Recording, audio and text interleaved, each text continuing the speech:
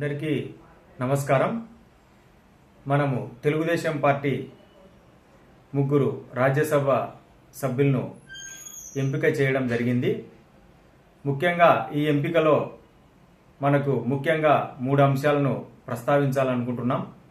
ఒకటి, నారా లోకేష్ గారు వర్కింగ్ ప్రెసిడెంట్గా బాధ్యతలు స్వీకరించిన తర్వాత మహానాడు కార్యక్రమం నిర్వహించడం జరిగింది. ఈ మహానాడు కార్యక్రమంలో స్వయంగా నారా లోకేష్ గారే ఒక తీర్మానాన్ని ప్రవేశపెట్టడం జరిగింది.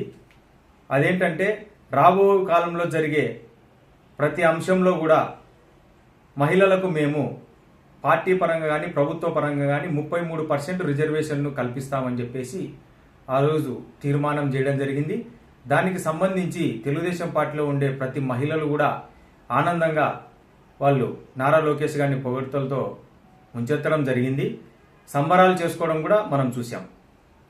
అది జరిగిన నెల రోజులు కాకముందే రాజ్యసభ ఎంపికలో ముగ్గురులో కూడా ఒక్కరిని కూడా ఈరోజు తెలుగుదేశం పార్టీ రాజ్యసభకు ఎంపిక చేయకపోవడాన్ని నారా లోకేష్ గారు ఏ విధంగా సమర్థిస్తాడు?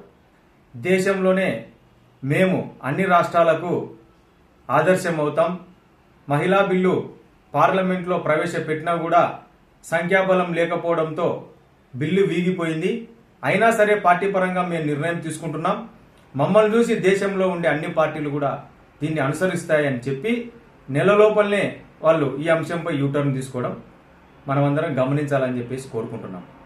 దాంతో పాటుగా బాగా గమనిస్తే మరొక 2 అంశాలు, జగన్మోహన్ రెడ్డి గారికి వైఎస్ఆర్ కాంగ్రెస్ పార్టీకి అనుకూలంగా ఉండేటువంటి సామాజిక వర్గాలైన రెడ్డి, ముస్లిం మైనారిటీ మరియు ఎస్సీ సామాజిక వర్గం నుంచి కానీ, జగన్మోహన్ రెడ్డి గారికి ఎక్కువగా అభిమానించే రాయలసీమ, ప్రకాశం, నెల్లూరు నుంచి కూడా ఒక్క రాజ్యసభ మెంబర్లు కూడా ఎంపిక చేయకపోవడాన్ని అందరూ గమనించాలని చెప్పేసి కోరుకుంటున్నాను. Thank you.